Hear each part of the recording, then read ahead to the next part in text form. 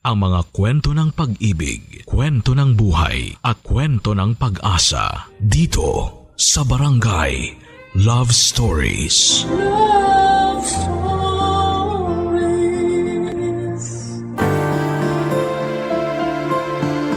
Maraming pamilya ang nahihirapang tugunan ang kanilang mga pang-araw-araw na pangangailangan. Karamihan sa kanila ay tahimik na nagpapatuloy sa buhay sa kabila ng mga pagsubok at paghihirap.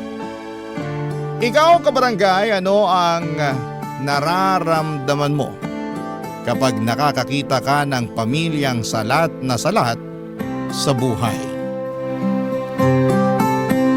Dear Papa Dudut, magandang araw po sa inyo at sa mga kabarangay ninyo. Itago nyo na lamang po ako sa pangalang Bella. At gusto ko pong ibahagi sa inyo ang lahat ng hirap at pagsubok na pinagdaanan ko. Tatlo po kaming magkakapatid sa pamilya namin at nakatira lang po kami sa barong-barong na bahay sa isang squatters area dito sa probinsya. Ang papa ko po ay isang construction worker at ang mama ko naman ay isang selbedora sa isang maliit na kainan. Kahit na may mga trabaho po ang mga magulang ko ay hindi pa rin po ito naging sapat para matustusan ng lahat ng mga pangangailangan namin. At dahil walang-wala po kami, ito rin ang naging dahilan kung bakit elementarya lamang ang natapos ko.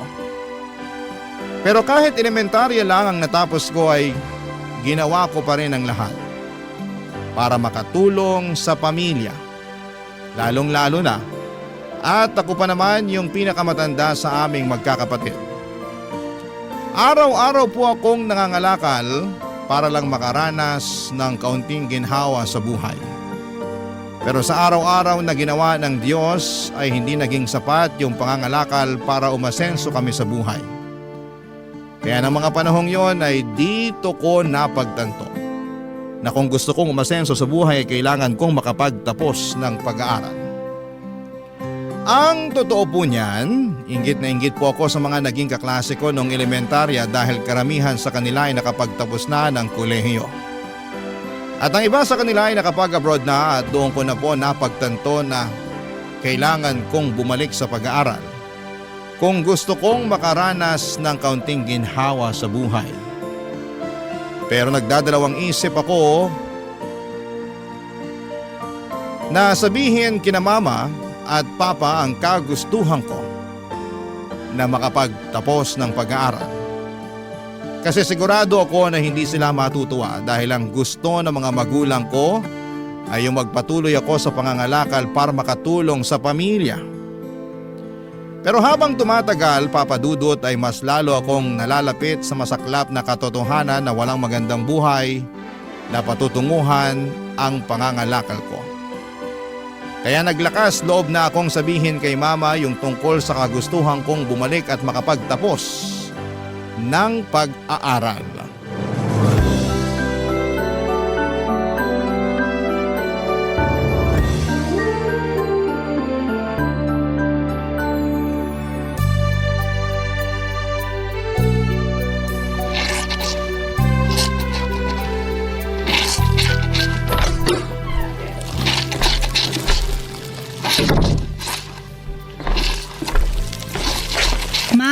Ba't naglalaba pa kayo? Gabing-gabi na.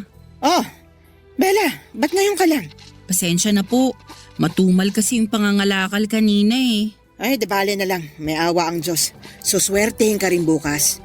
Eto po pala, may dala akong bihon at sardinas para sa atin. Ay, salamat naman sa Diyos.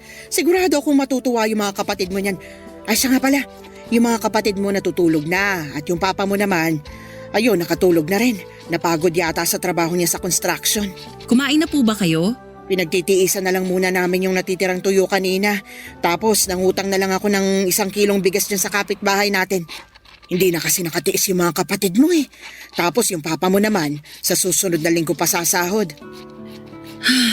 Ako na pong tatapos dyan sa mga nilalaban nyo. Matulog na po kayo. Ay naku, hindi. Kailangan na kasi ito bukas eh. Ay, mas madali matatapos to kung pareho natin pagtutulungan. Sige ho, tulungan ko na po kayo. Pero ma, huwag niyo pa rin kalimutan na magpahinga ha. Ay naku, hindi pwede.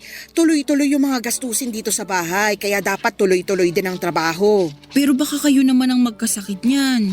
Anak, hindi uso sa ating mga mahihirap ang magkaroon ng sakit. Para lang yan sa mga mayayaman. Kayo po talaga. Hirap na nga tayo sa buhay, nagagawa niyo pang magpatawa. Anong gusto mo gawin ko? Maglupasay ako dyan sa sahig habang iniisip kung gaano kahirap ang buhay natin? Hindi naman po sa ganun. Pues kung ganon, tulungan mo na lang kami ng papa mo. Kasi sigurado ako na kapag naubos na yung sardinas at bihon na dala mo, mahihirapan na naman tayo nito. Bati nyo na lang po gamitin yung ibabayad sa inyo dito sa labada. May utang pa ako sa amo ko. Kailangan kong bayaran yun kasi kung hindi, sigurado ako na hindi na ako pauutangin nun. Ma, may gusto sana akong sabihin sa inyo. Ano yon? Gusto ko po sanang bumalik sa pag-aaral. Bella naman, hindi na nga sapat yung kinikita namin ng papa mo. Tapos ngayon, gusto mo pang bumalik sa pag-aaral? Ano ka ba naman? Wala tayong pera para dyan. Kung hindi nyo po kaya, wag po kayong mag-alala.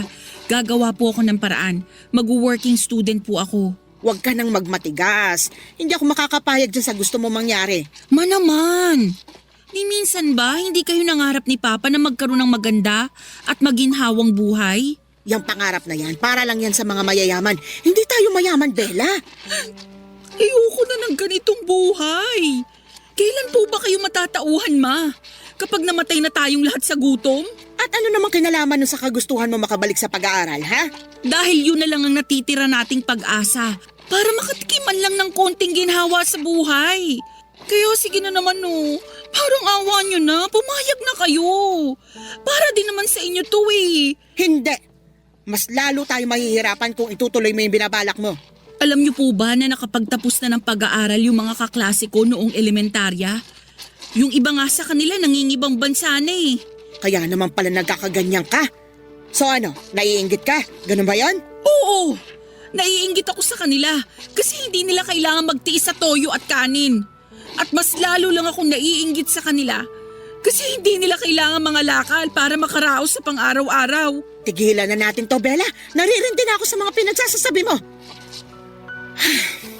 Alam mo, naghahanap ng kasambahay yung kaibigan ng amo ko. Total, nasa edad ka na naman. Siguro panahon na rin para mamasukan ka. Mas gugustuhin ko na lang mga lakal at magpakahirap bilang working student ng sabay kesa mamasukan bilang kasambahay. Ang tanda-tanda ko na, pero elementarya lang ang natapos ko. Ayoko na ng ganitong pakiramdam, Ma. Diyos ko, Bella. Sigurado akong patay na kami ng papa at mga kapatid mo sa oras na makapagtapos ka na pag-aaral. Kaya sige na, huwag ka nang magmatigas. Sasabihin ko na sa amo ko na mamamasukan ka bilang kasambahay dun sa kaibigan niya. Pero Ma... Matulog ka na. Ako na magtatapos ng mga labada ko rito. Sige na, bago pa ako tuluyang mapikon sa'yo.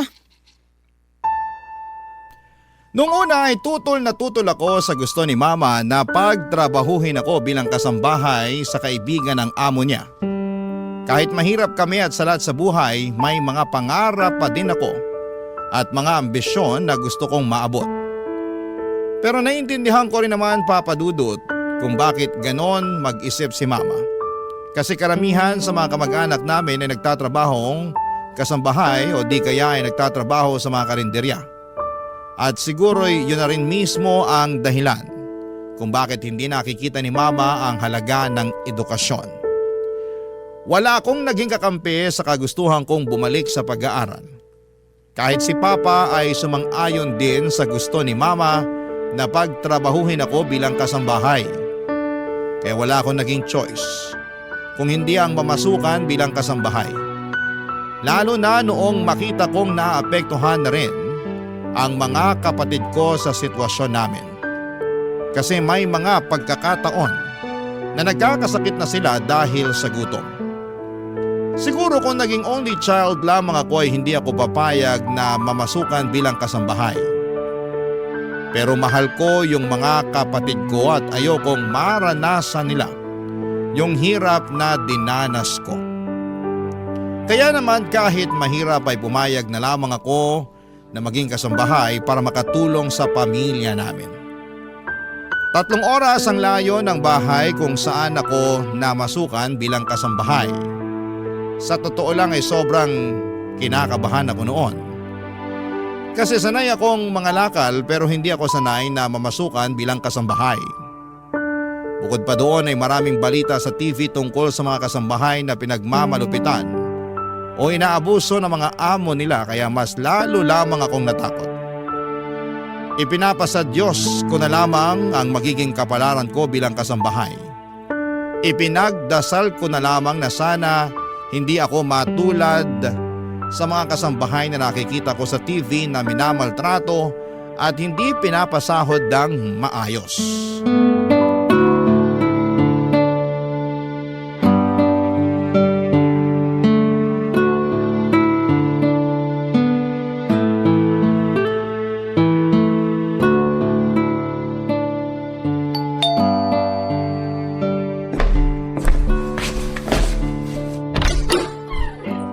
Ikaw na ba yung kasambahay na pinadala ng kakilala ko? Ikaw ba si Bella? Opo. Ay nako, halika Iha, pasok ka. Sige po, salamat. Dito tayo sa sala. Maupo ka. Ang laki-laki po pala nitong bahay ninyo. Ay oo, pero wag ka mag-alala kasi dalawa lang naman tayo dito sa bahay. Patay na kasi yung asawa ko. Tapos yung anak ko naman may pamilya na sa ibang bansa. Ganun po ba? Huwag po kayong mag-alala kasi makakaasa po kayo na gagawin ko ng maayos ang trabaho ko dito. Mabuti naman kung ganon. Mukhang mapagkakatiwalaan ka naman eh. Ako nga pala si Minda. Nice to meet you po, Ma'am Minda. Ano ka ba? Aling Minda na lang. Masyadong nakakailang naman yung ma'am. Sige po, Aling Minda. Mukhang mahiyain kang bata, no? Siguro first time mo mamasukan bilang kasambahay. Opo. Pero wag po kayong mag-alala kasi sanay na sanay po ako sa mga gawaing bahay. Nga pala Iha, may tatanong ako sa'yo. Pero sana magsabi ka sa akin ng totoo ha. Bakit? Ano po yun? Menor de edad ka pa ba? Kasi kung ganun, hindi kita matatanggap. Ay nako, Aling Minda, hindi po. Mukha lang po akong bata pero nasa edad na po ako. Mabuti naman. Siya nga pala, marunong ka bang magluto? Opo. Marunong ka rin bang maglaba? Naku po, kahit anong ipagawa niyo sa akin, kayang-kaya ko po yan. Mukhang sanay ka nga talaga sa gawaing bahay. Nga pala, ibigay mo na rin sa akin yung cellphone number mo para makontak kita kung sakaling aalis ako ng bahay. Bakit? May problema ba? Wala po kasi akong cellphone eh. Seryoso ba? Opo, kapos kasi sa budget eh. Nako, kawawa ka naman pala. Teka lang ha, diyan ka lang. May kukunin lang ako sa drawer.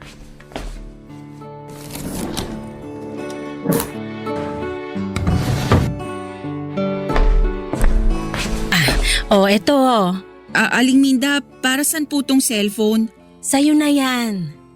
Seryoso po kayo? Oo, bigay sa akin ng anak ko yan. Matagal nang nakatambak yan sa drawer ko eh. At matagal-tagal ko na rin hindi nagagamit. Kaya sige na, huwag ka nang mailang. Tanggapin mo na. Naku, salamat po talaga dito ha. Huwag po kayo mag-alala. Pagtatrabahuhan ko po ang ipambabayad ko dito. Ano ka ba naman? Huwag na. At least ngayon may magagamit ka na para matawagan mo rin ang pamilya mo kung sakasakali.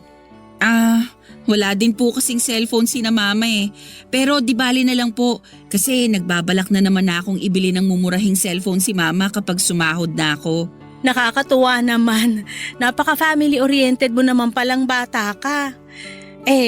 Pero ipapaalala ko lang sa'yo ha, na wag mong kalilimutan ang sarili mo. Matuto kang mag-ipon habang bata ka pa. Opo, Aling Minda, salamat po talaga ha. Ano ka ba? Wala yun.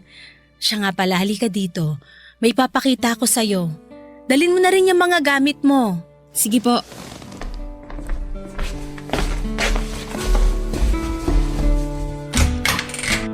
Ito ang magiging kwarto mo.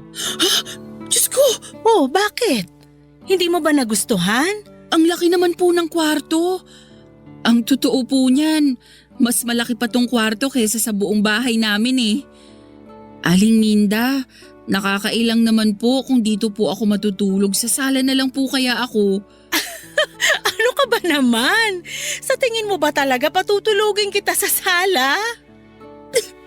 Oh, bakit ka umiiyak? Wala po. Sobrang saya ko lang talaga. Ikaw talaga? Nga po pala, sisimulan ko na yung mga gawain dito. Nako, ipagpaliban mo na muna yan. Alam kong pagod ka sa biyahe, kaya magpahinga ka na lang muna. Sa makalawa ka na magsimula, okay? Papa Dudut, sobrang saya ko talaga noong araw na yon. Parang nanalo ako sa loto dahil sobrang bait at maalaga ni Aling Minda sa akin. Doon ko rin po na-realize na kahit mahirap kami ay may awa pa rin pala ang Diyos sa amin. Kahit na hindi ko pa natutupad ang pangarap ko makatapos ng pag-aaral ay ramdam ko na panalo na ako sa buhay dahil hindi nagkulang si Aling Minda sa akin. Hindi niya ako trinato bilang kasambahay, kundi parang anak na rin niya. Patay na kasi ang asawa niya at yung anak niya ay may sarili ng pamilya sa Canada. Kaya lahat ng pagmamahal at atensyon niya ay ibinuhos na niya sa akin. Pero kahit sobrang bait ni Aling Minda sa akin, minsan ay hindi ko inabuso ang tiwala at pagmamahal na ibinibigay niya. Kahit na paminsan-minsan ay nagiging spoiled na ako, kay Aling Minda ay palagi kong sinisiguradong nagagawa ko ng maayos ang lahat ng gawaing bahay. Pinapanatili kong malinis ang bahay at minsan ay hindi ko pinapahirapan o binibigyan ng sakit sa ulo si Aling Minda. Noong sumahod na ako ay sobrang natuwa ako dahil dinagdagan pa niya yung pera na ibinigay niya sa akin. Agad-agad ko po itong pinadala kay mama yung sahod ko para makabili siya ng murang cellphone. At para na rin may pangtustos siya sa iba pa naming pangangailangan sa bahay. Sa totoo lang, Papa Dudut, naisip ko na kung si Aling Minda ang naging tunay kong ina, siguro'y mas maayos at mas naging komportable ang buhay ko kasi hindi niya ako kailanman pinabayaan. Palagi niyang sinisiguradong nakakain ako ng maayos at nakakakuha ng sapat na pahinga. Samantalang si Mama madalas ay tumatawag lamang sa akin para manghingi ng pera. Papa Dudut. Barangay Love Stories. Barangay Love Stories. Habang tumatagal ay mas lalo ko lang nararamdaman na wala nang pakialam si Mama sa akin. Dati nagagawan niya pa akong tawagan para kumustahin. Pero ngayon ay tumatawag na lamang siya kapag sumasahod ako para humingi ng pera. At ganon din si Papa. Wala akong magawa kasi hawak nila Mama at Papa ang mga kapatid ko. At kung hindi dahil sa mga kapatid ko, sigurado akong matagal ko nang pinutol ang ugnayan ko sa sarili kong mga magulang. Isang araw ay dumalaw ako sa bahay namin at sobrang nalungkot ako nang makita ko ang mga kapatid ko na tinitipid at kinakain yung toyo at kanin. At mas lalo lang akong naiyak nang malaman ko na ginagamit pala nila Mama at Papa yung perang pinapadala ko para sa amin sa pagtaya sa loto. Nag-away lang kami ng mga magulang ko noong araw na yon at umalis ako ng bahay namin na sobrang bigat ng kalooban. Sobrang naaawa ko sa mga kapatid ko kasi pakiramdam ko ako na lang talaga ang pag-asa nila. Simula noon ay wala namang ginawa sina Mama at Papa kundi ang sanayan sila sa hirap ng buhay. Hindi nga nila pinag-aaral yung mga kapatid ko. Napagtanto ko rin na hindi sapat na magkasama lang kayo bilang pamilya. Ano ang silbi ng isang buo at kumpleto na pamilya kung puro hirap lang naman ang pinagdadaanan nyo? Pinili ko na lang itago yung sama ng loob ko kina Mama at Papa. Napagtanto ko rin na mas makakabuti para sa akin kung itutuon ko na lang ang atensyon ko sa mga gawaing bahay para hindi ko masyadong naiisip yung sitwasyon ng pamilya ko. Pero habang tumatagal ay mas lalo lamang akong nahihirapang itago ang totoo kong nararamdaman.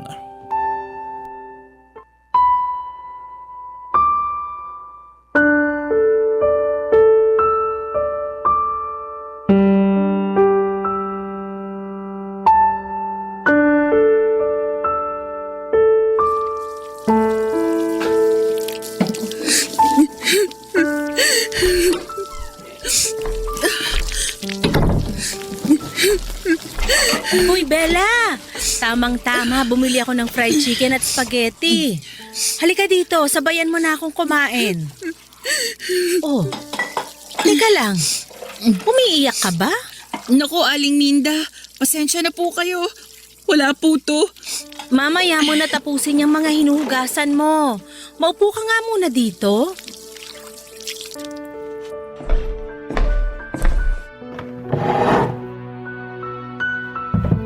Bella, iha, tapatin mo nga ako. May problema ka ba? Pasensya na po talaga kayo, Aling Minda. Okay lang po ako. Ay, ang ayaw ko sa lahat yung pinagsisinungalingan ako. Sige na, magsabi ka sa akin ang totoo. Ano ba kasing problema, ha? Si Mama po kasi. O bakit? May masama bang nangyari sa mama mo? Wala naman po pero habang tumatagal, mas lalo ko na lang kasing nararamdaman na wala siyang pakialam at malasakit sa akin. Ha? Paano mo naman nasabi yan? Nagpaparamdam lang kasi siya sa akin tuwing sumasahod ako eh. Malay mo, baka abala lang sila sa paghahanap ng pera. Pagpasensyahan mo na lang yung mama mo. Isipin mo na lang na ginagawa nila ang lahat para sa mga kapatid mo para hindi ka na malungkot. Mabuti po sana kung ganun, pero hindi eh. Anong ibig mong sabihin? Nung pumunta po kasi ako sa bahay noong day off ko, napag-alaman ko po na ganun pa rin ang sitwasyon namin sa bahay. Hanggang ngayon, nakikita ko pa rin na nagtitiis sa toyo at kanin yung mga kapatid ko.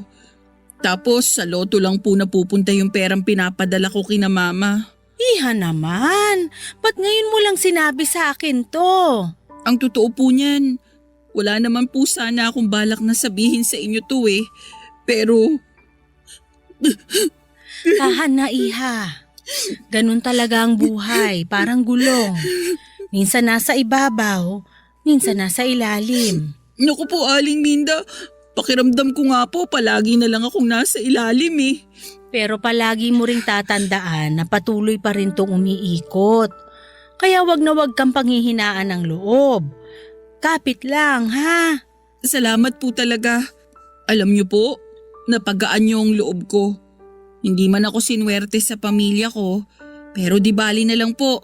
Kasi swerte naman ako sa amo ko. Nako, ikaw talaga ng bola ka pa.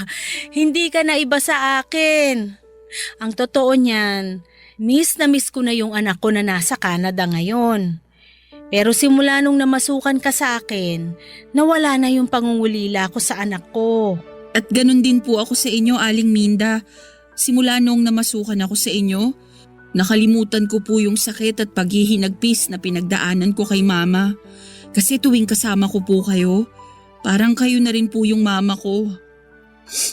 Napupunan niyo po yung lahat ng pagkukulang ni mama sa akin. Nako, tigilan na nga muna natin tong drama na to. Pasensya na po talaga. Kumain na lang muna tayo. Sige po. Nga pala, matanong lang kita. May bala ka pa bang bumalik sa pag-aaral? Yun na nga po eh. Matagal ko na pong pangarap na makapagtapos ng pag-aaral pero dahil kapos kami sa pera, hindi na ako nakatungtong ng high school. So ibig mong sabihin, elementary lang yung natapos mo? Parang gano'n na nga po. Naku Bella, sobrang mahalaga na nakapagtapos ka, iha. Kung hindi ka nakapagtapos, mahihirapan kang makamove on sa buhay. Iba pa rin yung nakapagtapos kasi dito ka nagkakaroon ng mga opportunity para magkaroon ng mas magandang buhay. Kaya ikaw, pagdating ng panahon, sana tapusin mo yung pag-aaral mo, ha? Siyempre naman po, Aling Minda. Sa katunayan nga, may naitabi na po akong ipon. Talaga ba? Opo, nang dahil na din sa inyo. Hindi po kasi kayo kuripot tuwing nagbibigay kayo ng sahod eh. Naku, wala yun. Ano ka ba? Deserve na deserve mo yung binibigay ko sa yung sahod. Kasi nakikita ko yung sipag mo sa pagiging kasambahay ko. Alam mo ba na yung dati kong kasambahay dito? Naku, sobrang tamad. Kailangan ko pang utusan para lang gumalaw. So ano pong nangyari sa kanya? Ayun, pinalayas ko. Naku, kawawa naman pala. Mabuti na lang talaga at ginawa ko yon. Kasi kung hindi, malamang hindi kita makikilala. Kung sa bagay.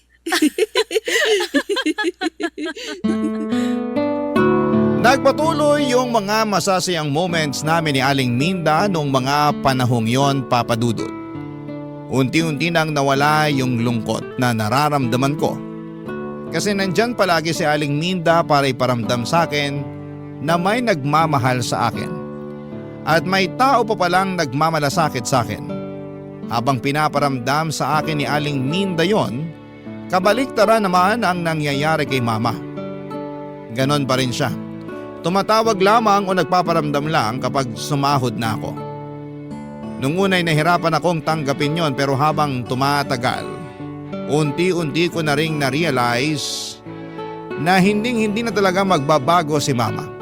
Mahirap mang tanggapin ang katotohanan, pero kailangan.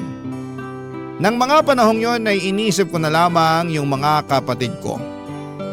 Mahal ko sila. Kaya nagpaalam ako kay Aling Minda na gusto kong umuwi sa bahay namin tuwing Sabado at Linggo para makasama ko sila. Mabuti na lamang at pumayag si Aling Minda. Kaya tuwing umuwi ako ay lagi kong sinisigurado na may sapat na pagkain sina Mama at mga kapatid ko. Nilinaw ko rin kay Mama na ayoko na silang makita na kumakain ng toyo at kanin. Akala ko noon ay tuloy-tuloy na talaga yung mga magagandang nangyayari sa buhay ko. Pero isang araw habang papunta ako sa palengke, may nangyari na hindi ko po inaasahan. Na-snatch yung bag ko at kasama sa natangay noong snatcher ay yung wallet ko at yung pera na ipapadala ko sana kay Mama. Mabuti na lang po talaga at hindi natangay yung cellphone ko kasi nasa bulsa ko yon. Aligaga at nataranta ako noong mga oras na yon. Hindi ko alam kung ano ang gagawin ko dahil malaking pera yung nawala. Hindi ko na nagawang ilihim ang nangyari, Papa Dudut, at sinabi ko pareho kay Aling Minda at kay Mama ang kalagayan ko ng mga panahong yon.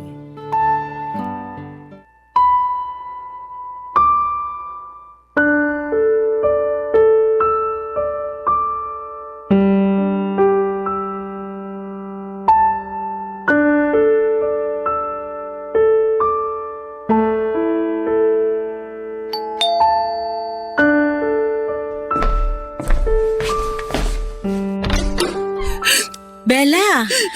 Huya! Ano nangyari sa'yo? Bakit ka umiiyak? At ba't mukhang takot na takot ka? Aling Minda.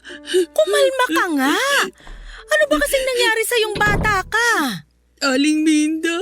Sorry po talaga. Ay, maupo ka nga muna dito sa sofa. Sabihin mo na sa akin kung anong nangyari sa'yo. Mapagkakatiwalaan mo ko. Ano ba kasi yon para matulungan kita? Aling Minda, tinangay po kasi nung snatcher yung bag ko. Ano? Pasensya na po talaga. Hindi ko na po nabili yung pinapabili ninyo sa akin sa palengke. Kasi natangay na rin ng snatcher yung perang binigay niyo sa akin. Diyos ko! Sorry po talaga, Aling Minda. Ano ka ba naman?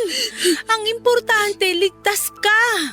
Mabuti na lang talaga at walang masamang nangyari sa'yo.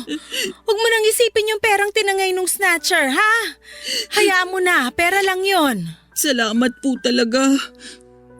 Pero si Mama po kasi. Bakit? Anong problema sa mama mo? Natangay din po nung snatcher yung perang ipapadala ko sana sa kanya. Sigurado kung maiintindihan ka ng mama mo, Bella. Matutuwa yun na ligtas ka. Sana nga po. Aling Minda, labas muna ako saglit ha. Tatawagan ko lang si Mama. O sige.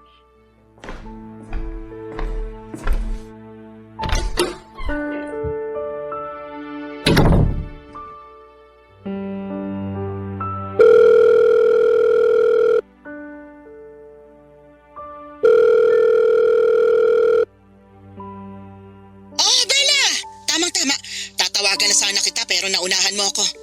Ma, may sasabihin po sana ako sa inyo. Bakit? Ano yon? Ma, Hindi po muna ako makapagpapadala sa inyo. Ano? Pambihirang buhay to ah. At bakit naman na, Ber? Tinangay po kasi nung snatcher yung wallet ko eh. Tanga-tanga mo naman. Hindi mo na ba talaga ginagamit ang utak mo, ha? Sandali lang, may utak ka nga ba? Alam mong may laman na pera yung wallet mo pero hindi mo iningatan. Hindi ko naman po ginusto yung nangyari eh. Ganyan. Ganyan mga tuwira ng mga bobong katulad mo. Paano ngayon yan? Kailangan namin yung pera na ipapadala mo. Utang na loob, ma. Nabiktima po ako ng snatcher. Takot na takot po ako nung tinangay nung snatcher yung bag ko. Oh, so kaninong kasalanan yan? Hindi ba't kasalanan mo? Naku, Bella, gawa mo ng paraan yung perang ipapadala mo sa amin. Naku, sinasabi ko sa'yo. Tinawagan ko po kayo kasi nagbabaka sakali akong madamayan ninyo ko. Pero mas lalo lang sumama yung loob ko sa inyo ngayon. Ang kapal na mukha mo para pagsalitaan ako ng ganyan? Nagkakaganyan ka ba porkit kumikita ka na ng sarili mong pera? Nagkakaganito po ako kasi hirap kayong umintindi. Wala na kayong ibang inisip kundi pera, pera, pera. At bakit? Sino gusto mong isipin ko? Ikaw? Oo, kasi simulat sa poll, hindi ko naramdaman na nanay ko kayo. Walang hiya ka? Hoy, Bella, tandaan mo na hindi ka mabubuo at mabubuhay sa mundong ito kung hindi dahil sa akin. Sige na po, papatayin ko na to. Baka makalimutan ko lang na nanay ko kayo pag pinagpatuloy pa natin to. Bastos kang bata ka. Bella!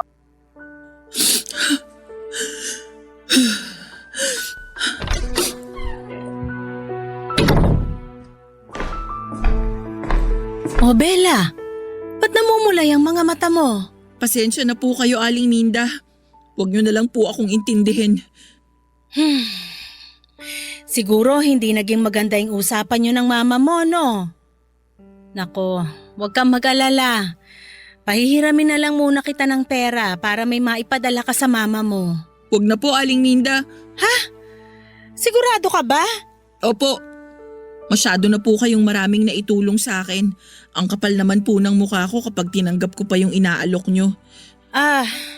Sige, pero ganito na lang ha. Bibili tayo ng mga groceries para may maibigay ka sa mga kapatid mo ngayong weekend pag uwi mo. Okay na ba yon? Aling Minda, maraming salamat po talaga. Ano ka ba naman? Maliit na bagay. Hindi ko po talaga alam kung anong gagawin ko kapag wala kayo. At hindi ko rin alam kung anong gagawin ko kapag may nangyaring masama sa'yo. Basta simula ngayon magdodoble ingat ka na, ha? Opo. Nang mga panahong yon, Papa Dudut ay napapagaan pa ni Aling Minda ang nararamdaman ko. Pero habang tumatagal ay hindi na naging sapat yung pagdamay sa akin ni Aling Minda. Kasi tuluyan na akong kinain ng depression. Nung una'y nagagawa ko pa ng maayos ang mga gawaing bahay. Pero habang tumatagal, unti-unti na akong nawawala ng gana sa buhay. Pero kahit na sobrang bigat na ng nararamdaman ko, pinilit ko pa rin na magtrabaho. Pero bigla-bigla na lamang akong napapaiyak ng walang dahilan. At habang tumatagal ay napagtanto ko na malalim at matindi ang sugat na iniwan ni Mama sa puso ko. Isang sugat na hindi niya kailanman maiintindihan. Dumating din sa puntong hindi na ako dumadalaw sa bahay namin kasi pakiramdam ko. Kapag nakita ko pa ang pamilya ko ay lalo lamang akong malulubog sa lungkot at depression. Nakokonsensya din ako kapag naiisip ko yung mga panahong yon kasi alam kong napabayaan ko ang mga kapatid ko dahil lang sa hindi namin pagkakaintindihan ni Mama. Tuwing day off ko ay nasa kwarto na lamang ako natutulog kasi pakiramdam ko ay nawala na ng saysay ang buhay ko. At dahil halos araw-araw na lamang akong nasa bahay ni Aling Minda, napansin niya na unti-unti na akong nagbago. Sa simula ay palagi kong sinasabi na ayos lamang ako na wala akong problema. Pero habang tumatagal, mas lalo na akong nahirapan na ilihim ang nararamdaman ko. Unti-unti nang bumigat ang loob ko at hindi ko na maitago ang lungkot at sakit sa puso ko. Dahil dito Papa Dudut, hindi na rin napigilan ni Aling Minda na mag-alala sa akin. Barangay Love Stories. Barangay Love Stories. Sinabi ko kay Aling Minda na magre-resign na lamang ako bilang kasambahay kasi hindi ko na talaga nagagawa ng maayos ang trabaho ko dahil sa depression. Pero hindi pumayag si Aling Minda. Sa halip na paalisin ako ay binigyan niya ako ng 2 linggo para makapagpahinga ng maayos. Binigyan pa niya ako ng sapat na pera at sinabi niyang baka panahon na para bumalik ako sa bahay namin para ayusin ang mga hindi pagkakaintindihan namin ni Mama. Ang sabi niya, yun lang daw ang makakatulong para mawala yung nararamdaman kong lungkot at depression.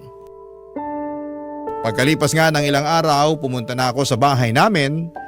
Sobrang nagulat ako nang makita na mas lumala pa pala ang sitwasyon. Napansin kong nangangayayat na ang mga kapatid ko at ang mas malala pa diyan. Ako ang sinisisi ni Mama dahil hindi daw ako nakapagpadala ng pera. Sinabi ko kay Mama na handa akong isantabi ang mga alita namin at magpapadala ako ng pera ng regular para sa mga pangangailangan ng bahay. Pero sinabi ko rin sa kanya na kapag nalaman kong hindi niya napapakain at naalagaan ng maayos ang mga kapatid ko ay hindi na ako magdadalawang isip na isumbong siya sa mga otoridad. Pakiramdam ko ay natakot siya sa sinabi kong yon kasi bigla siyang nanahimik. Hindi ko na naubos yung 2 linggong pahinga na ibinigay ni Aling Minda. Bumalik ako kaagad sa bahay ni Aling Minda at sa paglipas ng mga buwan, nagagawa ko na rin ang maayos ang trabaho ko at regular na ulit akong nakakapagpadala ng pera. Tuwing bumibisita ako sa bahay namin ay nakikita ko na maayos na nakakakain at mas maganda na ang kalagayan ng mga kapatid ko. At para sa akin ay sapat na yon. Noong mga panahong yon ay wala na talaga akong pakialam kay Mama. Ang importante na lamang para sa akin ay yung mapabuti ang kalagayan ng mga kapatid ko.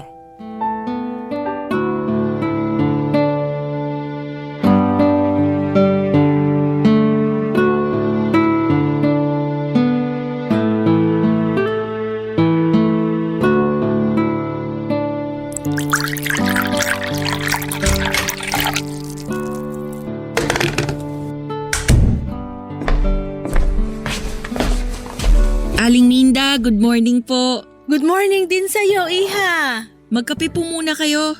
Maraming salamat. Gusto niyo po ba ng makakain? Pwede ko po kayong ipagluto. Wag na, okay na ako dito sa kape. Sige po, balikan ko na lang po kayo. Tatapusin ko na muna yung mga labada. Sandali lang, maupo ka muna dyan. Bakit po? May kailangan po ba kayo? Mamaya mo na tapusin yung mga labada. Mag-usap muna tayo. Sige po. Kamusta na kayo ng mama mo? Okay naman po kami. Napansin ko rin na maayos nang nakakakain ng mga kapatid ko. Natakot ata nung pinagbantaan ko siya na isusumbong ko siya sa mga otoridad kung hindi niya aayusin yung pag-aalaga sa mga kapatid ko. Tama yan. Yung mga kapatid mo na lang munang pagtuunan mo ng pansin nang sa ganon, hindi ka mabaliw sa kakaisip dyan sa mama mo. Kaya nga po eh. Nga po pala, Aling Minda, gusto ko po sanang humingi ng tawad sa inyo. Oh, bakit naman? Kasi naging pabigat ako sa inyo noong mga panahong nagkaroon ako ng depression. Bella, ni minsan hindi ka naging pabigat sa akin. Yan ang palagi mong tatandaan. Maraming salamat po talaga. Siya nga pala, anong grade na yung mga kapatid mo? Hindi po kasi nag-aaral yung mga kapatid ko eh. Ano? Seryoso ba? Opo. Kasi sigurado akong mahihirapan lang kami ni Mama kapag sabay-sabay namin silang pinag-aral ngayon. Pero wag po kayong mag-alala kasi pinag-iipunan ko na po yun. Pangarap ko po talaga na makapagtapos kaming lahat ng pag-aaral balang araw. Kawawa naman pala. Ay. Bella, may gusto akong ialok sa'yo. Ha? Ano po yun? Gusto kong bumalik ka sa pag-aaral. At ako na ang sasagot sa lahat ng gastusin mo. Ano po? Seryoso po ba kayo? Oo naman. Mabait at matalino kang bata, Bella. At deserve na deserve mo yung ganitong klaseng oportunidad. Maraming salamat po talaga, Aling Minda. Ang dami-dami niyo na pong naitulong sa akin. Hindi ko na po alam kung paano ko pa kayo pasasalamatan. Basta ipangako mo sa akin na pagbubutihin mo yung pag-aaral mo, ha? Opo, Ano ba naman yan? Huwag ka na ngang umiyak. pasensya na po talaga. Tapos, ipangako mo rin sa akin na kapag nakapagtapos ka na ng pag-aaral, tutulungan mo rin ang mga kapatid mo na makapagtapos hanggang sa makakaya mo, ha? Pangako po yan. At habang buhay ko rin pong tatanawin na utang na loob sa inyo. Hindi ko po makakalimutan to, Aling Minda. Naku, nagdrama pa. Basta nandito lang ako kung kailangan mo ng tulong, okay? Huwag po kayong mag-alala, Aling Minda. Kapag nakapagtapos na ako, makakaasa po kayo na susuklian ko lahat ng kabutihan niyo sa akin. Sapat na sa akin yung nakikita kong masaya ka at nagtatagumpay sa buhay. Pero Aling Minda, Ano yon? paano po kung hindi ko kayanin? Paano po kung hindi ako magtagumpay? Ano bang pinagsasasabi mong bata ka? Ang totoo po niyan, kinakabahan po ako. Elementary lang po kasi ang natapos ko. Bella, makinig ka. Nakikita ko kung gaano ka kasipag. Sa tingin mo ba pag-aaralin kita kung sa tingin ko hindi mo kakayanin? Kaya wag na wag kang panghihinaan ng loob. Kayang-kaya mo yan. Ano ba naman yan? Tama na nga yung kakaiyak mo. Mauubusan ka na ng luha niyan eh. Yun na po ang pinakamasayang araw ng buhay ko, Papa Dudut. Nagsimula na po akong mag-enroll sa high school at tuwing uwian at tuwing wala po akong pasok ay patuloy pa rin po ako na naninilbihan kay Aling Minda. Sobrang bait niya talaga kasi kapag napapansin niya na pagod ako sa pag-aaral ay pinapayuhan niya ako na magpahinga muna. Pero pinilit ko po talaga na gawin ng maayos ang mga gawaing bahay habang nag-aaral kasi tinuturing ko po na malaking utang na loob ang pagpapaaral sa akin ni Aling Minda. Ang totoo po niyan ay sobrang nakakailang po noong unang araw ko sa eskwela kasi halatang halata na ako yung pinakamatanda sa klase namin.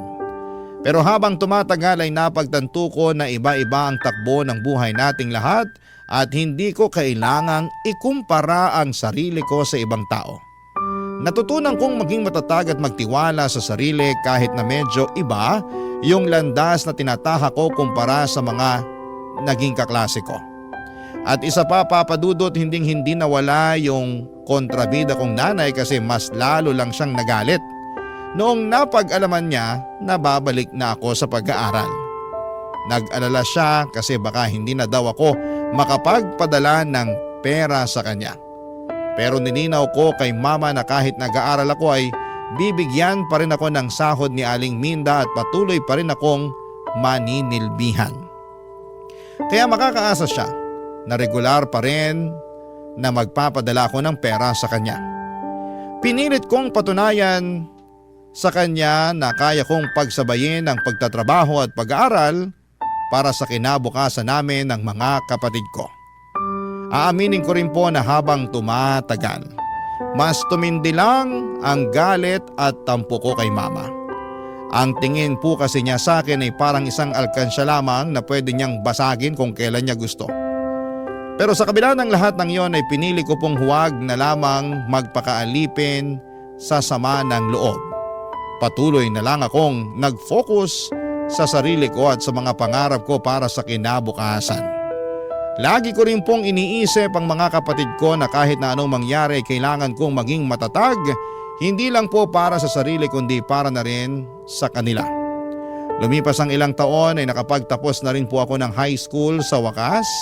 Hindi po naging madali yung mga pinagdaanan ko pero proud na proud ako sa sarili ko kasi kinaya ko yung hirap at pagod na kinailangan kong pagdaanan bago ako nakapagtapos ng high school.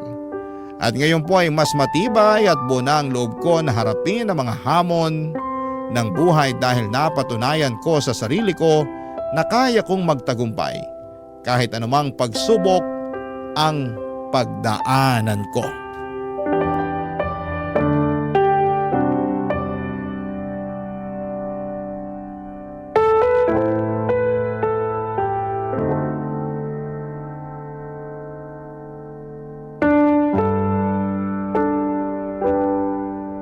Bella, iha!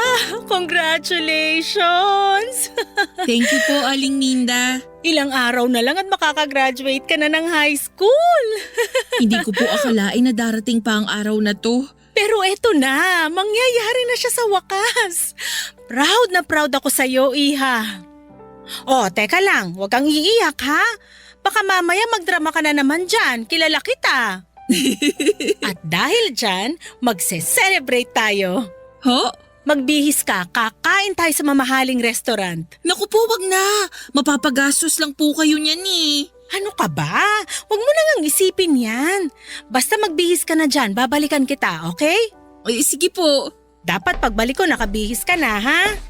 Oh, maiwan muna kita sandali. Si Aling Minda talaga. Hello? Bella, Bakit po? ubos na yung perang pinadala mo nung nakaraan. Huwag po kayo mag-alala, magpapadala ulit ako ng pera sa inyo sa Makalawa. Mabuti naman kung ganon. May iba pa po ba kayong kailangan? Wala na, yun lang. Di nyo man lang ba ako kukumustahin? Ano ba, Bella? Ang drama-drama mo naman. Ay, marami pa akong kailangan gawin dito sa bahay. Alam nyo man lang ba na papalapit na yung graduation ko? Ano? Teka lang. Paano ko naman malalaman hindi mo naman sinabi sa akin na gagraduate ka na pala? Talagang hindi nyo malalaman. Kasi ni minsan hindi kayo nag-abala na kumustahin ako. Kasi ang tingin nyo lang sa akin, parang ATM na pwede nyong pagkunan ng pera kung kailan nyo gusto. Bella, anak, congratulations. Huwag ka na magtampo sa akin, oh. Sige nga po, bigyan nyo po ako ng isang magandang rason para hindi ako magtampo sa inyo. Dahil nanay mo pa rin ako. Pero ni minsan hindi kayo naging nanay sa akin. Ang yabang-yabang mo naman. Porket nakapagtapos ka na ng pag-aaral, nagkakaganyan ka na? Wala pong kinalaman yung graduation ko sa tampo ko sa inyo. Yung sa akin lang naman po, sawang-sawa na ako sa pinaparamdam nyo sa akin. Kapal ng mukha mong babae ka? Naka-jackpot ka lang ng amo na may kaya? Akala mo kung sino ka na? Yung amo na sinasabi nyo, ang nagsilbing nanay ko sa mga panahong hindi kayo nagpakananay sa akin. Ah, talaga ba? Bakit? Dahil mayaman siya at mahirap lang kami ng papa mo? Ganun ba yon? Hindi! Dahil sa kanya ko lang naranasan yung pagmamahal ng isang tunay na ina. Siya ang pumuno ng lahat ng pagkukulang ninyo. Nung mga panahong pinaparamdam nyo sa akin na wala akong silbi at wala akong kwenta, pinaramdam ni Aling Minda sa akin na may mararating pa pala ako sa buhay. Siya lang ang naniwala sa akin nung mga panahong patuloy nyo akong minamaliit at pinagsasalitaan ng masasama. Wala kang utang na loob? Ang kapal na mukha mo para pagsalitaan ako ng ganyan? Umayos ka, Bella, ha? Bawas-bawasan mo yung tabas ng dila mo kundi puputulin ko yan. Ngayong nakapagtapos na ako ng high school, mag-working student ako para makapagkolehiyo. Uupa ako ng maliit na boarding house at higit sa lahat, kukunin ko na yung mga kapatid ko. Diyos may patawarin, ang yabang-yabang mo. Bakit? Kaya mo na bang buhayin ang mga kapatid mo, ha? Sigurado akong mahihirapan ako sa gusto kong mangyari. Pero hindi ako makakapayag na gawin nyo sa mga kapatid ko yung ginawa nyo sa akin. Kaya gagawin ko to ng paraan hanggat sa makakaya ko. At bakit? Ano bang ginawa ko sa'yo, ha? Diyos ko ma, ginawa nyo akong alkansa at paulit-ulit nyong binabasag. Nanay mo ako at anak lang kita, kaya dapat lang. Matanong nga kita ma, kailan mo ba ako huling kinumusta? Kailan ba yung huling nagtanong ka kung okay lang ba ako? Kailan yung huling tumawag ka na hindi binabanggit ang tungkol sa pera? Kailan?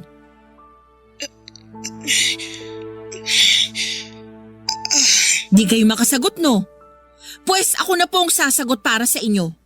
Kasi ni minsan, hindi nyo ako naisip. Sige na po, tatawagan ko na lang kayo ulit kapag handa na yung pera ninyo. Siguro'y marami sa mga kabarangay ninyo ang iisipin na mayabang o hambog ako, Papa Dudut. Pero tiniis ko po ang pang-aabuso ni Mama sa akin ng ilang taon. Siguro kaya ko nagawang sagutin si mama ng ganon kasi napuno na ako sa pagmamalupit niya sa akin at may hangganan din naman ang pasensya ko. Pero sa puntong ito ay handa na akong manindigan at ipagtanggol ang sarili ko laban sa mga taong umaabuso sa akin. Lumipas ang ilang araw at sa wagas ay nakapagtapos na rin po ako ng high school. Si Aling Minda ang umakyat sa entablado para isabit sa akin ang medalya ko. Sobrang saya ko po noong araw na yon at makalipas ang ilang linggo, sinabi ko kay Aling Minda ang kagustuhan ko na makapagkolehiyo. Umupa ng maliit na murang boarding house, maging working student at higit sa lahat ay kunin ng mga kapatid ko. Noong una ay sobrang nagulat si Aling Minda dahil alam niyang hindi ito magiging madali kasi hindi naman daw kalakihan ang allowance na natatanggap ng mga working student at sigurado din siya na may hirapan lamang ako sa pag-aaral ko kung maghahanap pa ako ng additional income. Kaya makalipas ang ilang araw, inalok ako ni Aling Minda na handa raw siyang tulungan ang mga kapatid ko. Nung una ay tumanggi ako pero nagpumilit siya hanggang sa pumayag ako. Napagkasunduan namin ni Aling Minda na kapalit ng pagpapatira niya sa amin ng mga kapatid ko sa bahay niya ay patuloy pa rin ako na maninilbihan sa kanya kahit na nagwo-working student ako. Ngayon po ay nasa kolehiyo na ako at nag-aaral sa kursong Mass Communication. Ang mga kapatid ko naman ay pinag-aaral na din ni Aling Minda at para makabawa ay sinisigurado kung palaging maayos at malinis ang bahay. Sobrang saya ko dahil mukhang nagkakasundo si Aling Minda at ang mga kapatid ko. Siguro hindi na siya nagdalawang isip na kupkupin sila dahil hanggang ngayon ay nangungulila pa rin siya sa anak niya na nasa Canada. At nang kinuha ko ang mga kapatid ko kay Mama, hindi na po siya tumanggi. Siguro'y alam na niya na mas magiging magaan ang buhay nila ni Papa kung wala na silang pinapakain. Kaya pumayag din sila na kunin ko ang mga kapatid ko. Hanggang ngayon ay wala pa akong kontak kina Mama at Papa at wala rin akong balak na kausapin sila. Panahon na lamang ang magsasabi kung kailan ko sila muling mapapatawad. Papa Dudut, dito ko na muna tatapusin ang kwento ko at maraming salamat po at binigyan ninyo ako ng pagkakataon na maibahagi sa inyo at sa mga kabarangay ninyo ang pinagdaanan ko. Ang inyong forever kapuso at kabarangay, Bella. Kwentuhan naman tayo dito sa comment section. Ang mga kwento ng pag-ibig, kwento ng buhay at kwento ng pag-asa dito sa Barangay Love Stories. Love Stories.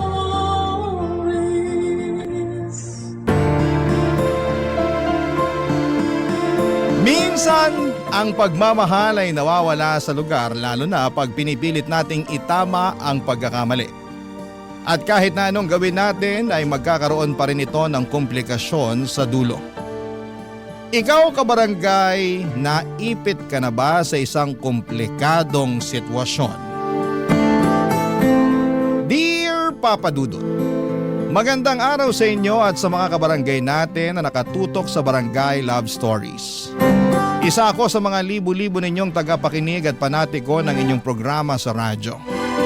At napasulat ako upang humingi ng payo sa mga kabarangay natin ang sitwasyon ko sa aking kapatid na si Edric. Hindi niya tunay na pangalan. Pero bago ang lahat ay magpapakilala muna ako. Tawagin niyo na lamang po ako sa pangalang Rima, 32 years old, isang photographer at taga Manila. Magkasama kami sa bahay ng nakababata kong kapatid na si Edric. Nagtatrabaho sa abroad ang mga magulang namin at kahit gustuhin ko nang bumukod ng tirahan ay hindi ko magawa dahil nakiusap sila na bantayan namin ng kapatid ko ang bahay namin dito nga sa Manila. Hindi naman kami mahirap pero malayo rin sa pagiging mayaman. Siguro ay may kaya lamang dahil parehong masipag magtrabaho ang parents namin. Pero katulad ng ibang pamilya ay hindi rin perpekto ang sa amin, Papa Dudut. At ang pinakamalaking isyo ko ay ang pagiging sutil at pasaway ng nag-iisa kong kapatid, Papa Dudut.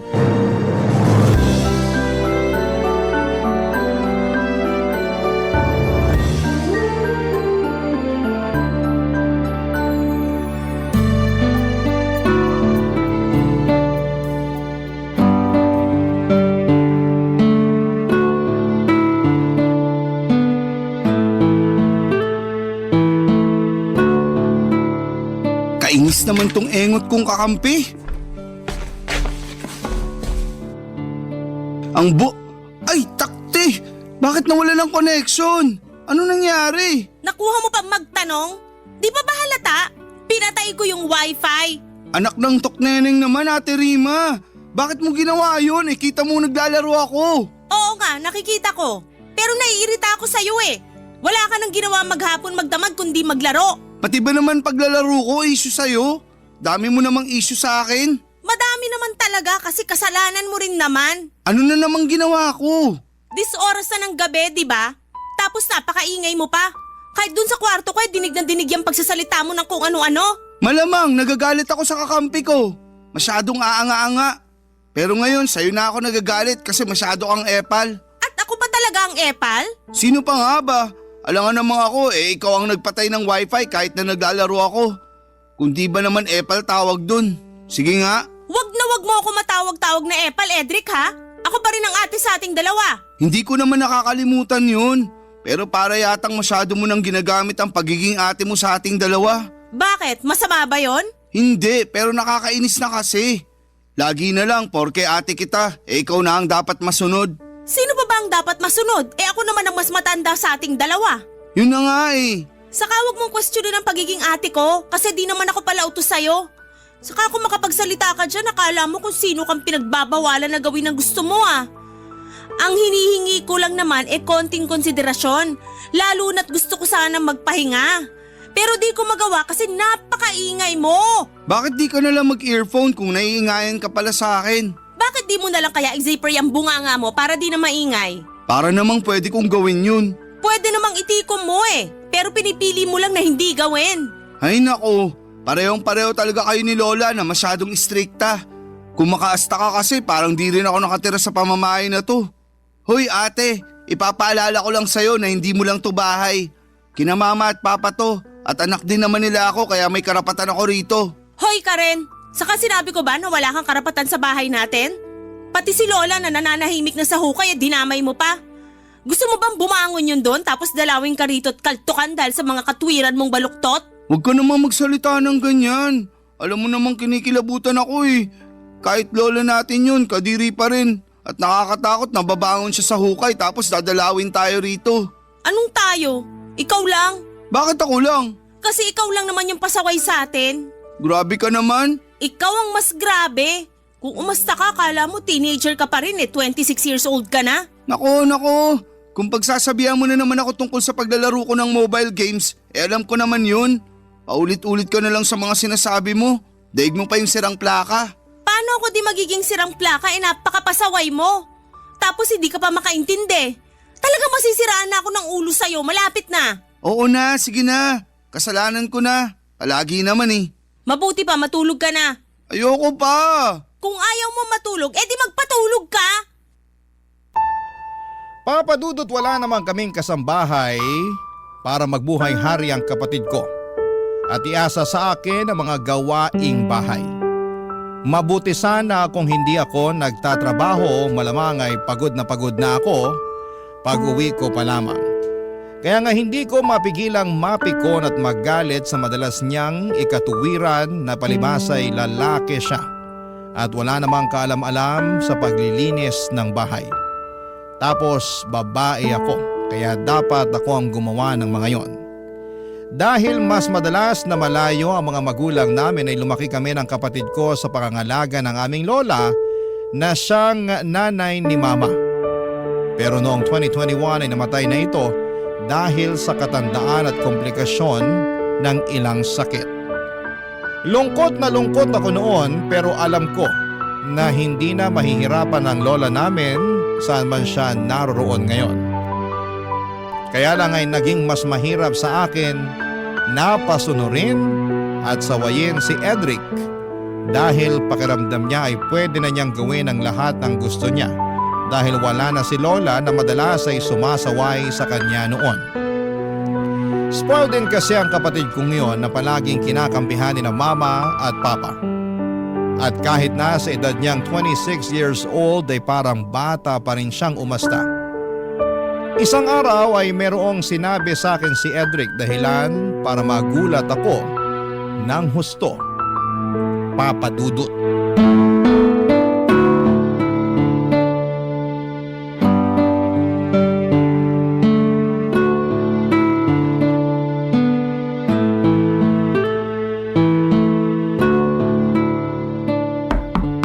Bukas yan. Ate Rima, busy ka ba? Medyo. Marami kong ini-edit. Mamaya na yan. Usap muna tayo. Tungkol saan ba yon? Basta. Anong basta? Di ba pwedeng sabihin mo na ngayon? Pwede naman pero papasok muna ako sa kwarto mo, pwede? Pwede, pero hanggang dyan ka lang sa may pinto. Grabe ka talaga sa akin. O sige, dyan ka na lang sa likod ng pinto. Sa likod ng pinto? Eh di sa labas na yun. Ano ba kasing sasabihin mo? Sabihin mo na kaysa nagpapaligoy-ligoy ka pa dyan. Sinasayang mo lang oras mo, kita mong dami ko pang trabaho. Ate naman eh. Ano nga yon? Ano kasi? Huwag kang magagalit ha. Depende kung ano na naman yung ginawa mo. Sobra ka naman. Parang lumalabas eh. Wala na akong ginawang matino. Kung may matino ka mang ginawa, mabibilang lang sa mga daliri ko sa kamay.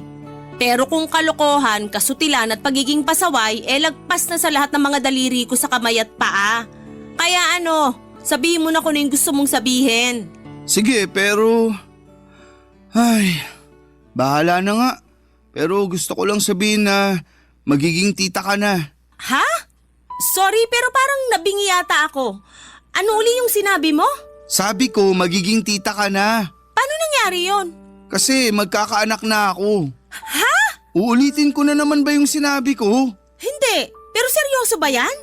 Magkakaanak ka na? Oo. Pero wala ka namang girlfriend ah. Akala mo lang wala, pero meron. At hindi mo man lang pinakilala sa amin nila mama at papa. Eh, bago pa lang naman kami. Gaano ka bago? 1 buwan. Tapos nabuntis mo na agad? Siyempre, magaling tong kapatid mo. Binida mo pa talaga yan eh. Sigurado ka na ba dyan sa pinasok mo? Hindi naman sa pag-aano, no? Pero hindi biro-biro ang pagkakaroon ng anak. Alam ko naman yun. Tsaka feeling ko ready na naman ako para magkaanak. Ang tanda ko na kaya. Ayoko namang dumating yung punto na uugod-ugod na ako tapos tsaka pa lang ako magkakaanak. Kaya ikaw ate, mag-anak ka na rin. Sige ka. At bakit naman napunta sa akin ang usapan? Concerned lang naman ako sa matres mo kasi, di ba? Ganun yung mga babae. Habang tumatanda nahihirapan na magkaanak. Salamat sa concern mo sa matres ko pero ayos lang naman ako. Hindi ko pa gusto magkaanak kasi alam ko wala pa akong may papakain sa magiging baby ko. Grabe ka naman. May trabaho ka naman ah. Oo nga, pero di pa sapat ipon ko. Siyempre tutulungan ka ng magiging asawa mo nun. Pwede ba? Wag na nga natin pag-usapan ng tungkol sa akin. Yung tungkol sa'yo ang pag-usapan natin dito kasi nakakaloka lang na wala kang ang trabaho tapos nakuha mo pang mag-anak? Alam ko nasa tamang edad ka na pero sana alam mo yung responsibilidad na pinasok mo para sa magiging anak nyo. Siyempre, alam ko naman yun. Tsaka nandyan naman sina mama at papa eh. Pwede akong humingi ng tulong sa kanila pag di namin kinaya. Ay wow! Sa lagay sagutin pa pala nila mama at papa ang magiging anak nyo? Bakit hindi? Apo naman nila yung magiging anak ko. Buti sana kung hindi. Papa Dudut, alam ko naman na nasa tamang edad na ang kapatid ko para sa ganong bagay. Pero para sa akin ay wala pa siyang kakayahang magtaguyod ng pamilya. Kaya hindi ninyo ako masisisi kung nainis ako ng bahagya sa ibinalita niya sa akin. Sa huli, nalaman na rin ng parents namin ang nangyari at gano'n na lamang ang gulat ko dahil hindi man lang siya nasermonan ni na mama at papa. In fact, natuwa pa sila at excited dahil magkakaapo na raw sila. Sa kabilang banda ay napaisip ako kung ako lang ba talaga ang kontrabida sa pamilya namin dahil hindi ko kayang suportahan ang kaligayahan ng kapatid ko. Pero naisip ko rin naman na hindi ko siya hinahadlangan. Para saan hindi ba? Ang akin lang ay gusto ko siyang mag-mature at mas maging responsable. Lalo na at magkakaanak na siya. Dapat ay matuto na siyang tumayo sa sarili niyang mga paa at hindi na palaging palaasa, Papa Dudut. Barangay Love Stories. Barangay Love Stories. Papadudod simula pagkabata ay si Edric na ang paborito ng mga magulang namin. Sinasabi lang nila na pareho nila kaming paborito dahil mga anak nila kami, pero ramdam na ramdam ko na mas higit ang pagmamahal nila sa kapatid ko. Nung una ay kinakalungkot ko yon, pero sa huli ginawa ko na lamang inspirasyon ang bagay na yon para tumayo sa sarili kong mga paa. Buti na lamang, sa aming dalawa ni Edric ay ako ang paborito ng lola namin. Sa pagpapatuloy ng sulat ko ay hindi ka nagtagal, ay pinakilala sa amin ni Edric ang babaeng nabuntis niya. Masasabi ko naman na mabait ito, kaya naman pumabor sa kanila ang mga magulang namin. At kahit na nasa malayo ay binigay nila sa kapatid ko at sa girlfriend niya ang basbas nila upang maikasal. Oo, ikinasal sila sa huwes at sa pag-uwi na lang daw ng mga magulang namin gaganapin ang kasal sa simbahan. Sa bahay namin tumira si Edric at ang asawa niya. Sa loob ng 6 na buwan ay pinakisamahan ko sila ng maayos, Papa Dudut.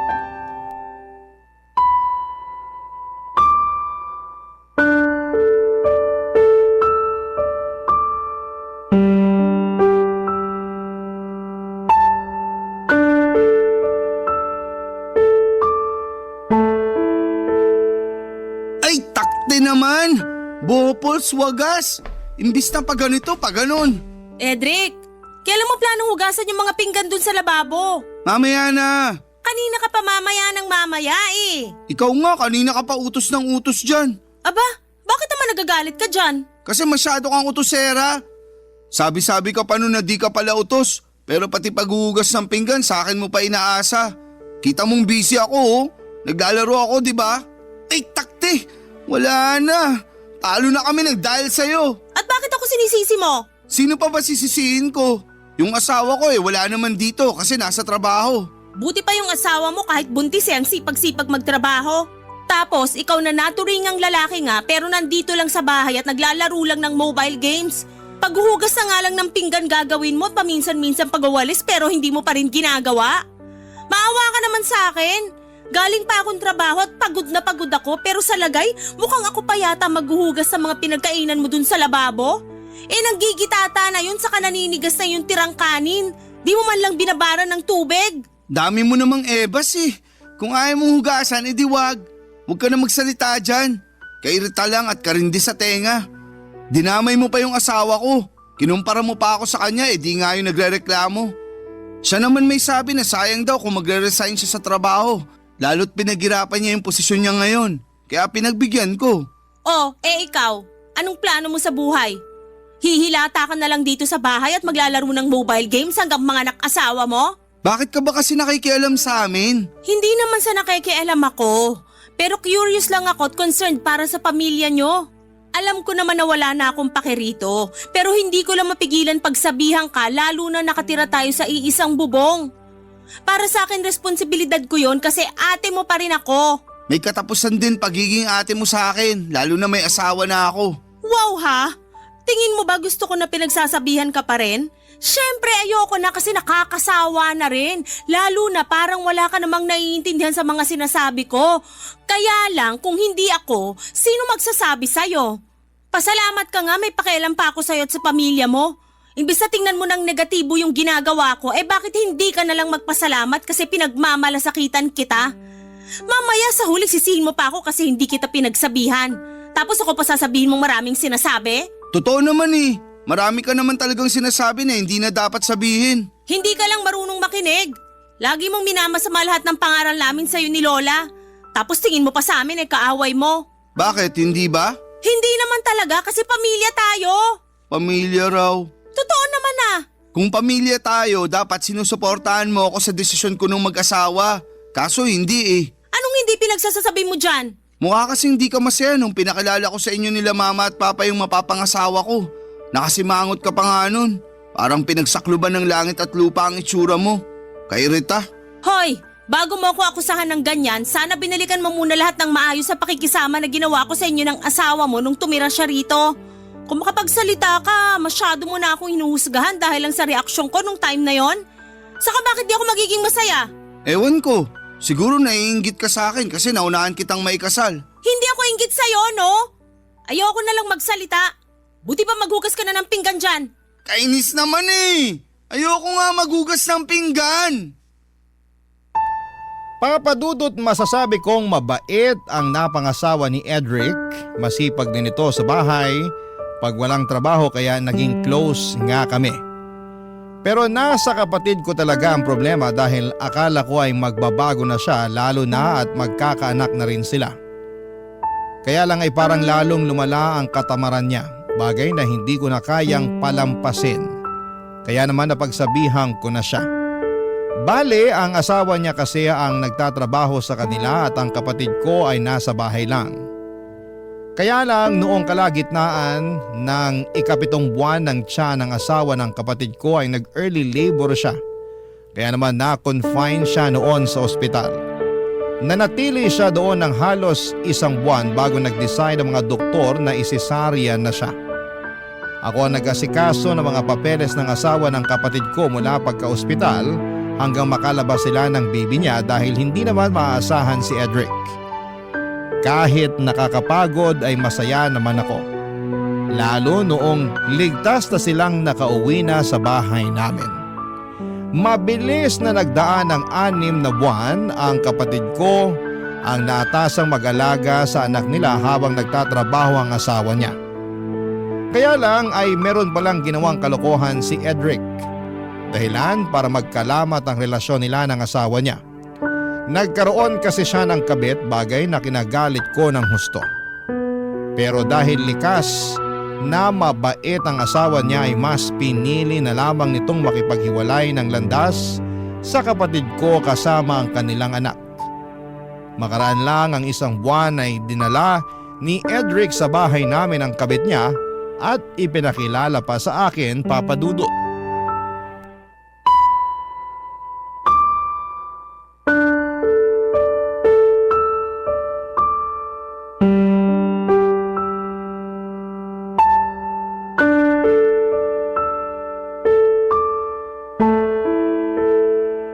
Ate Rima, siya nga pala si Abilene, girlfriend ko.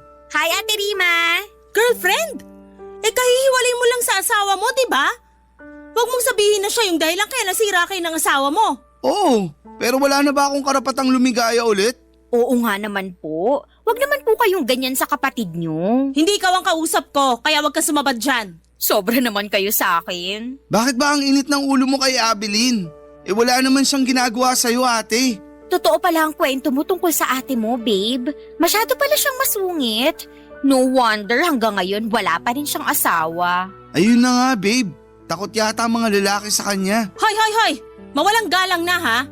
Pero kung pag-usapan niyo ako parang wala ako sa harapan niyo ah. Saka sandali nga lang, anong sinasabi mong kinuwento mo ako dyan sa babaeng yan? Magkukwento ka na nga lang, di mo pa talaga inayos, Cedric? Wala akong maisip na maayos na ikwento tungkol sa'yo kaya ayun na lang sinabi ko. Kung makapagsalita ka, akala mo kung sino kang perpekto? Mas malala pa nga sa akin yung ugali mo. Kung tungkol na naman sa katamaran ko at pagiging pasaway yan, wala ka nang magagawa doon. Sina papa at mama nga, sumuko na lang kasasaway sa akin. Manawa ka naman, ate. Sawa na ako para sa kaalaman mo. Excuse me lang pero wag niyo naman akong itsapuera. Sa lagay, parang saling ket-ket lang ako sa usapan niyo. Wag naman ganun. Ano ba kasing sasabihin mo? Wala naman, pero gusto ko lang maramdaman na welcome ako sa bahay niyo. Bakit ko naman gagawin yun? Kabit ka lang naman ng kapatid ko. Hoy, Ate sobra ka naman. naman magsalita. Oh, bakit? Totoo naman sinabi ko, di ba? Kahit kabit ako, may damdamin pa rin akong marunong masaktan. Wow!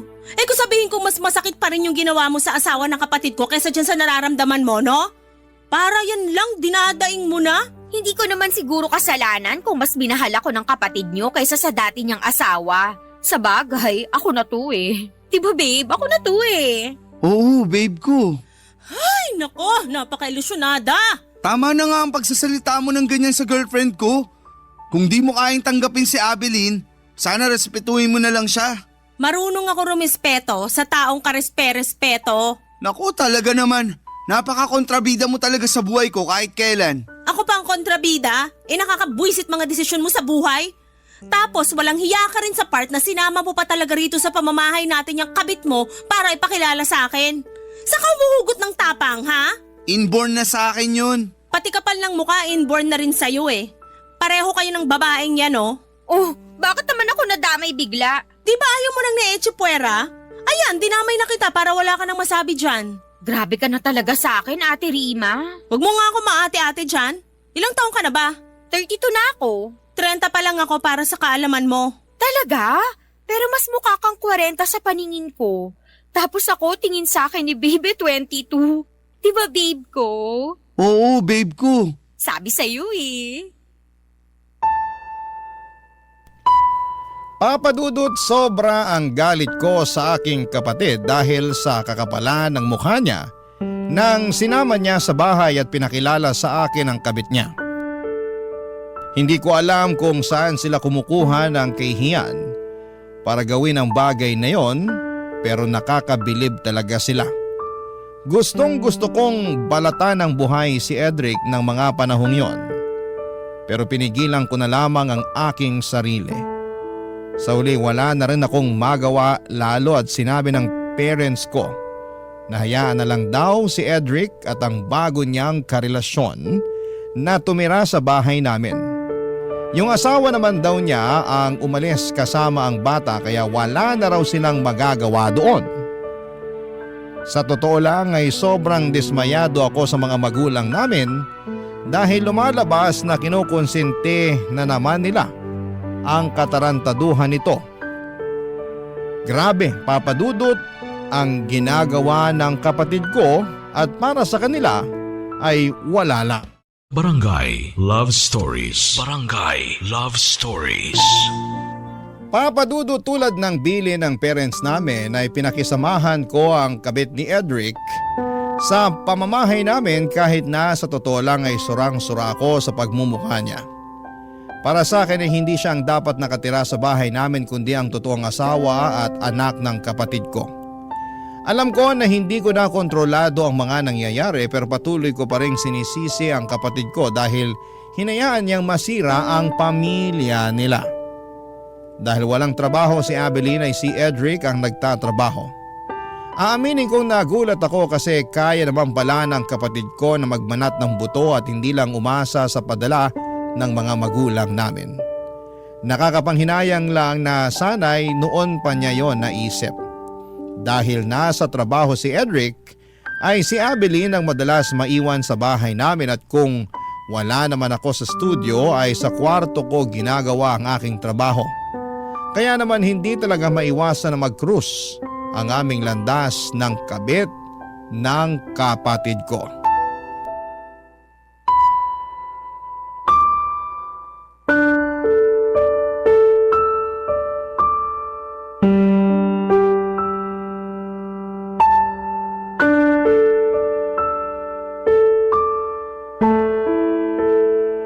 Ate Rima, pwede bang mag-request ng ulam mamaya?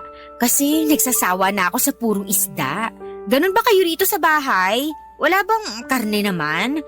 Lapit na ako magkakaliskis at buntot oh. Ay wow! Ikaw pa talaga na walang ambag sa pagtira rito sa bahay ang malakas sa loob mag-request ng ulam?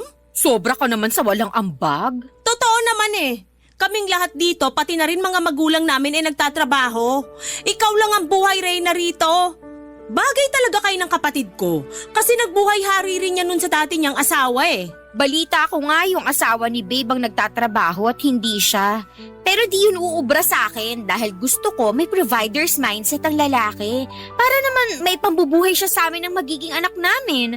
Yun ang ideal man ko. Kung yan palang ideal man mo, sana sinama mo na rin doon na hindi pamilyado yung lalaking makakarelasyon mo. Hindi ko naman siguro kasalanan na single ang pakilala sa akin ni Edric noon.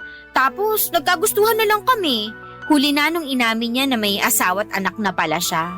Oh, alam mo naman pala eh. Pero bakit pinagpatuloy mo pa rin ang pakikipagrelasyon sa kanya? Na-in love na nga kasi ako. At wala na akong magagawa kasi tumibok na yung puso ko para kay Edric. Wala raw magagawa.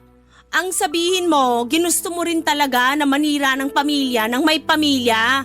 Bakit ka ba ganyan sa akin? kailan mo ba ako hindi susungitan o iinsultuhin sa tuwing nag-uusap tayo, ha? Hindi porket ate ka ni Edric, akala mo hindi na rin kita papatulan. Dapat ko bang ipagpasalamat yung di mo pagpatol sa akin? Kilala kitang mahilig pumatol, lalong-lalo na sa may asawa. Bakit ba kasi tayo nakarating dyan? Nagre-request lang naman ako ng masarap na ulam mamaya. Kapal talaga ng mukha mo! Hindi ka kapala ng mukha yun kasi may karapatan naman ako. Wawa, anong karapatan yun? Ni magwalis ng sahig kahit ang dumi na at marami nang nagkalat na buhok ni hindi mo man lang magawa. Puro ka na lang higa, hilata at panay ka rin cellphone. Sa umaga di mo man lang mapaglutuan ng almusal yung kapatid ko kaya laging gutom bago pumasok ng trabaho. Di mo rin siya mahandaan ng pananghalian kasi tirik na ang araw pero naghihili ka pa sa higaan. Sinubukan ko naman ipagluto ng almusal si Edric, kaso nasunog ko lang yung itlog sa bacon kaya hindi niya na nakain. Tapos nung pinabaunan ko siya ng pananghalian, nagreklamo siyang hilaw daw yung kanin. Kaya ending, nag-order na lang siya ng makakain niya online. Simula nun, sinabi ko sa sarili ko na hindi na ako makikialam sa kusina niyo. Kaya pala pati paghuhugas ng pinggan ng mga pinagkainan nyo naman hindi mo pa magawa? Ano ba ako rito? Katulong nyo? Tagaluto ng pagkain nyo? Tagahugas sa mga pinagkainan nyo? Kasi kung oo, sobra namang kakapal ng mukha nyo. Huwag ka nang magalit. Pamilya naman tayo, di ba? Excuse me? Hindi tayo pamilya para sa kaalaman mo. Kahit kailan, hindi mo mapapalitan ang posisyon ng asawa ni Edric sa pamamahay na to. At kahit kailan, hindi kita ituturing na kaano-ano. Mangilabot ka nga sa pinagsasasabi mo. Alam mo, ayaw din naman kitang maging pamilya eh. Mamaya, mahawa pa ako sa kasungitan mo, di maaga naman akong tumanda at pumangit niyan. Sinasabi mo bang mukha ko matanda at pangit? Ay, hindi lang mukha kasi matanda ka na talaga sa kapangit.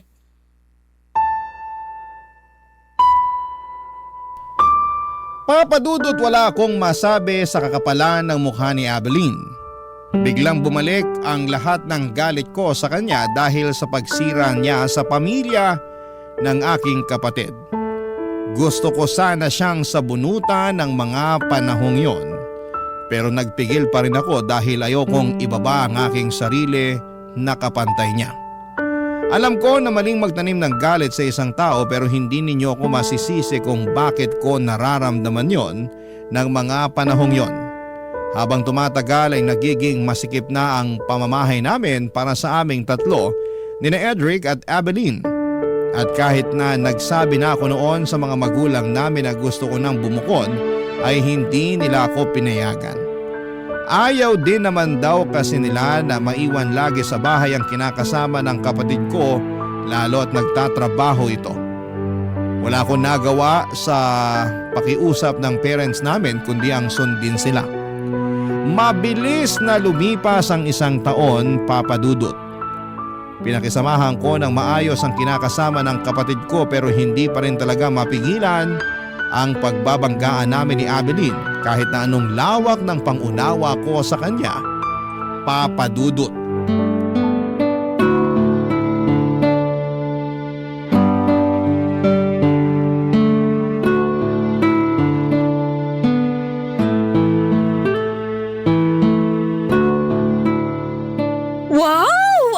Naman ang damit na to.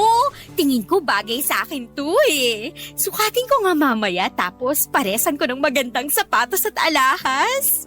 Grabe, fashionista rin pala tong ate ni Babe. Akala ko may sama nang talaga manamit. Anong ginagawa mo dito sa kwarto ko?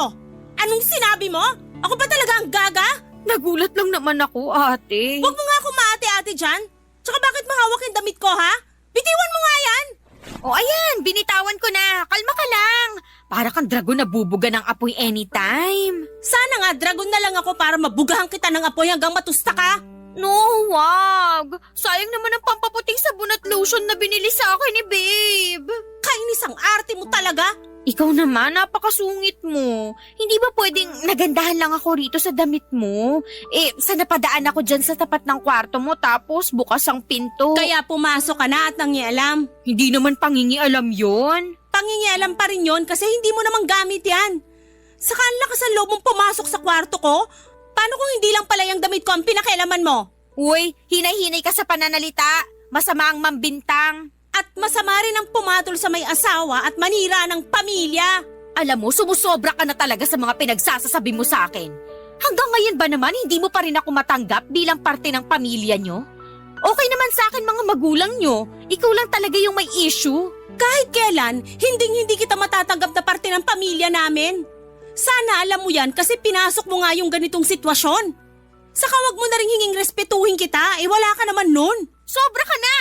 Nakakasakit ka na sa mga sinasabi mo. Dapat sa'yo sabunutan! Aray ko, iwan mo ko! Hindi kita bibitawan kasi puno-puno na ako sa'yo! Ganon! Sige, magsabunutan tayo hanggang wala nang bukang isa sa atin! Aray ko! Edric! Edric, tulungan mo ako! Patulong ka pa kay Edric, pagbubuhuling ko lang kayo! Anong nangyayari dito? Tanong-tanong ka ba? Hindi mo ba nakikita na sinasabunutan ako ng ate mo? Ikaw kayang unang na nabunot sa atin! Mabuti pa tigilan nyo na nga yan. Para naman kayong mga tanga eh. Yang babaeng lang yan ang tanga dahil siya lang naman ang pumasok sa kwarto at nangialam ng mga gamit ko. Pagsabihan mo nga yan! Pagsabihan mo rin yung ate mo, babe. Kasi pinagbibintangan niya ako. Paano di kita pagbibintangan? Sige nga! Kahit nahubaran mo pa ako ngayon, wala akong kinuha sa'yo.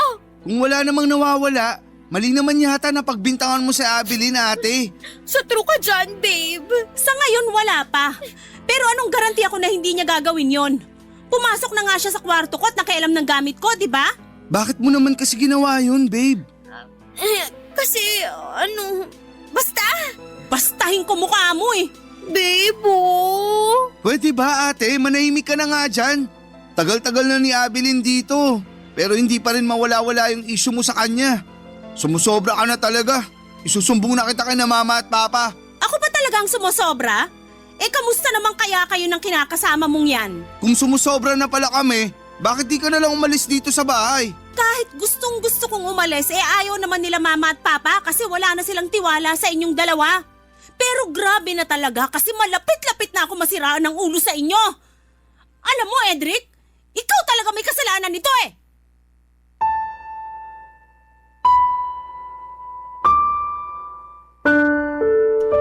Papadudot, sobrang sama ng loob ko sa kapatid ko at sa kinakasama niya ng mga panahong yon. Hindi ko na sila mapakisamahan at nasusura na ako sa mga pagmumukha nila. At kahit na gustuhin ko mang umalis ay hindi ko magawa dahil ayaw kong payagan ng magulang ko. Sinubukan ko naman na tanggapin si Abilene sa pamilya namin pero hindi ko talaga kaya. At hindi ko na alam kung ano ang gagawin ko. Sana ay mapayuhan ako ng mga kabarangay natin kung ano nga ba ang dapat kong gawin. Pero tingin ko naman ay alam ko na. Sadyang gusto ko lang na may mag-push sa akin para gawin ng bagay na naiisip ko. Sa kasalukuyan ay buntis na ang kinakasama ni Edric at mas naramdaman kong lalong lumiit ang bahay namin para sa aming tatlo.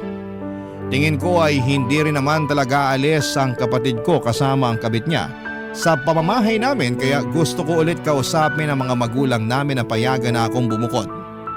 Alam ko na hindi ko na dapat ini-stress ang sarili ko tungkol sa bagay na ito pero malaki kasi ang epekto ng mga desisyon ng kapatid ko sa akin. Hanggang dito na lamang po ang sulat ko, Papa Dudut, at sana po ay mapili po ninyong i-ere sa inyong programang Barangay Love Stories. Babasahin ko po lahat ng mga komento at suggestions ng mga kabarangay natin sa kung ano nga ba ang pwede kong gawin. Maraming salamat po and God bless sa inyong istasyon. Ang inyong forever kapuso at kabarangay, Rima. Nalilito pa rin sa live ang ating kabarangay. Ano kaya ang maipapayo mo sa kanya? Ibahagi mo yan sa ating comment section para mabasa rin niya.